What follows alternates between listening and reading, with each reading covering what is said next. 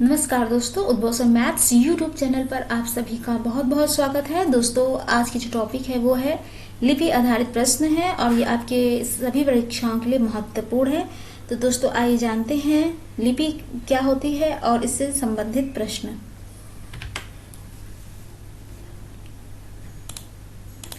तो देखिए, लिपि किसे कहते हैं। किसी भी भाषा की ध्वनियों को लिखने के लिए जिन चिन्हों का प्रयोग किया जाता है उसे लिपि कहते हैं।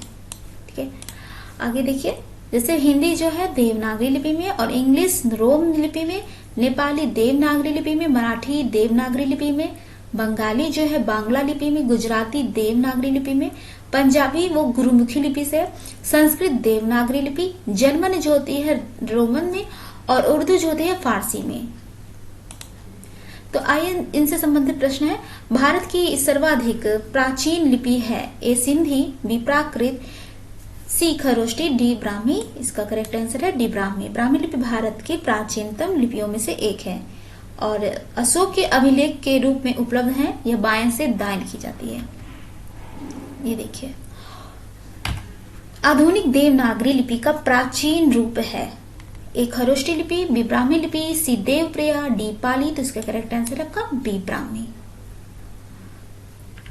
पंजाबी किस लिपि में लिखी जाती है ए देवनागरी, बी गुरुमुखी, सी इंडो ईरानी, डी सिंधी। तो इसका करेक्ट आंसर है आपका बी गुरुमुखी। पंजाबी भाषा गुरुमुखी लिपि में लिखी और ज्यादातर भारत में, और शाहमुखी लिपि जो होती है ज्यादातर पाकिस्तान में लिखी जाती है। और पंजाबी लिखने के लिए देवनागरी और रोमन लिपि का भी प्रयोग किया जाता है। किस लिपि को सभी लिपियों का जन्मदाता कहा जाता है? तो ए ब्राह्मी, सी खरोष्टी, सी मूढ़ी या डी नागरी। तो इसका करेक्ट आंसर आपका ए ब्राह्मी। ब्राह्मी लिपि को सभी लिपियों का जन्मदाता कहा जाता है। प्रश्न संख्या 5 है। देखिए, खरोष्टी लिपि लिखी जाती है बाई से दाई, दाई से बाई, उपयुक्त दोनों या डी इनमें से कोई नहीं। तो इसका करेक्ट आंसर आपका है दाई से बाई। प्रश्न संख्या 6, ब्राह्मी लिपि लिखी जाती है ए बाई से दाई, बी दाई से बाई, सी उपयुक्त दोनों या डी इनमें से कोई नहीं। तो इसका करेक्ट आंसर है ए बाई से दाई लिखी जाती है। और इसका उदाहरण के लिए अशोक के जो अभिलेख है वो उसमें बाएं से दाएं लिखी गई है, लिपि का प्रयोग किया गया है। किस काल की लिपि का चित्राक्षर लिपि कहा जाता है ए सिंधु काल, बी मौर्य काल, सी वैदिक काल या डी गुप्त काल। तो इसका करेक्ट आंसर आपका है ए सिंधु काल। अशोक का मानसेहरा तथा शाहबाजगढ़ी अभिलेख किस लिपि में है ए ब्राह्मी, बी खरोष्टी, सी अरमाइक या डी देवनागरी। इसका करेक्ट आंसर है आपका बी खरोष्टी लिपि। अशोक का कौन सा अभिलेख दो लिपियों ग्रीक और अरमाइक में प्राप्त हुआ है? शाहबाजगढ़ी, बी मानसेहरा, सी कालसी और डी सारेकुना। तो इसका करेक्ट आंसर है आपका सी डी का सारेकुना। अशोक का सारेकुना अभिलेख दो लिपियों में ग्रीक और अरमाइक में प्राप्त हुआ है। प्रश्न संख्या 10, अशोक ने किस लिपि का प्रयोग राष्ट्रीय लिपि का रूप में किया है ए ब्राह्मी, बी खरोष्टी, सी ग्रीक या डी अरमाइक। इसका करेक्ट आंसर है आपका ए ब्राह्मी। प्रश्न संख्या 11, अशोक के शिलालेखों की क्या लिपि है देवनागरी, बी ब्राह्मी, सी गुरुमुखी, डी अरमाइक। तो इसका करेक्ट आंसर आपका है बी ब्राह्मी। प्राचीन ब्राह्मी लिपि का अर्थ यहां निकालने वाला होना चाहिए था।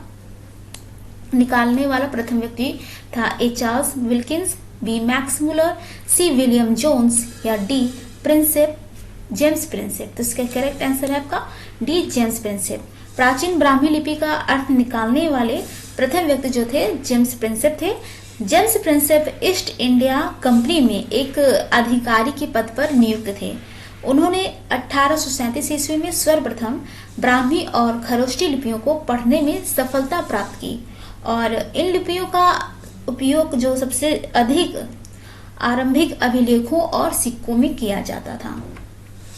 अगला प्रश्न देखिए, जैन सूत्र में कितनी लिपियों का उल्लेख है ए 6, बी 12, सी 18 या डी 64। इसका करेक्ट आंसर आपका है 18 सी। अब अगला प्रश्न है, बौद्ध ग्रंथ ललित विस्तार में कितनी किताबी लिपियों का उल्लेख है? ए 18, बी 27, सी 64 या डी 89। तो इसका करेक्ट आंसर है आपका सी 64। यहाँ पर देखिए पूछा जैन सूत्र में कितनी लिपियों का उल्लेख पूछा है, तो यहाँ 18 हो जाएगा। और यहाँ पे मुझे बौद्ध ग्रंथ ललित विस्तार में कितनी किताबी लिपियों का उल्लेख है, तो यहाँ 64 हो जाएगा। सिखों की लिपि है क्या? ए गुरुमुखी लिपि, बी देवनागरी लिपि, सी ब्राह्मी लिपि या डी शारदा लिपि। तो इसका करेक्ट आंसर आपका ए गुरुमुखी लिपि। अशोक के ब्राह्मी लिपि अभिलेखों को सर्वप्रथम किसने पढ़ा था?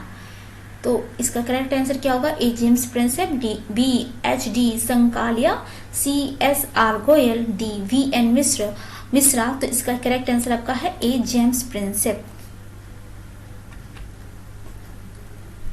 ब्राह्मी लिपि को किसने स्पष्ट किया? जॉन एकफ्लिट, बी जेम्स प्रिंसेप, सी अलेक्जेंडर कर्निंघम या डी जॉन मार्शल। तो इसका करेक्ट आंसर क्या है आपका? B John James Prinsep. प्राचीन भारत में कौन सी लिपि दाईं ओर से बाईं ओर लिखी जाती थी? ए ब्राह्मी लिपि, बी देवनागरी लिपि, सी शारदा या डी खरोष्टी। तो इसका करेक्ट आंसर आपका है डी खरोष्टी लिपि। खरोष्टी लिपि भारत की दो प्राचीनतम लिपियों में से एक है। यह दाएं से बाएं को लिखी जाती थी। अगला प्रश्न देखिए 19 है, हिंदी किस लिपि में लिखी जाती है? ए देवनागरी, बी रोमन, सी पार्शियन, डी पाली। तो इसका करेक्ट आंसर आपका ए देवनागरी। हिंदी भाषा देवनागरी लिपि में लिखी जाती है। देवनागरी लिपि जो है एक भारतीय लिपि है जिसमें अनेक भारतीय भाषाएं तथा कई विदेशी भाषाएं भी लिखी जाती हैं। यह बाएं से दाएं लिखी जाती है। इसकी पहचान एक क्षैतिज रेखा से है जिसे श्री रेखा कहते हैं।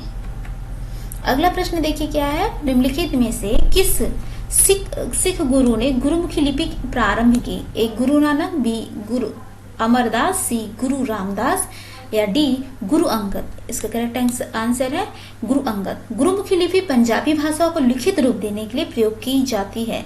इसकी रचना सिखों के दूसरे गुरु अंगद देव ने 16वीं शताब्दी में की थी। वर्तमान में इस लिपि का प्रयोग भारत का पंजाब राज्य मुख्य रूप से करता है। तो आइए आज जानते हैं अष्टछाप के कवियों के बारे में। तो वल्लभाचार्य के जो शिष्य थे वो है सूरदास, कुंभनदास, परमानंद दास और कृष्णदास।